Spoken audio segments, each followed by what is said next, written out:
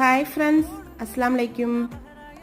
சொரூஸ் எப்படி செய்கிறதுன்னு பார்க்கலாம். கிட்ஸுக்கெலாம் ரொம்ப பிடிக்கும், ட்ரை பண்ணி பாருங்கள்.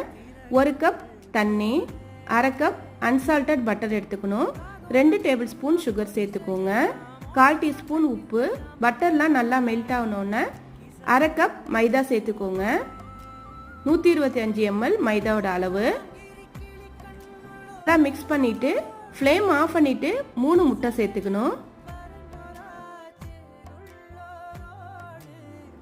முட்டையை சேர்த்து விஸ்கால நல்லா மிக்ஸ் பண்ணி விட்டுக்கோங்க, கட்டி இல்லாமல்.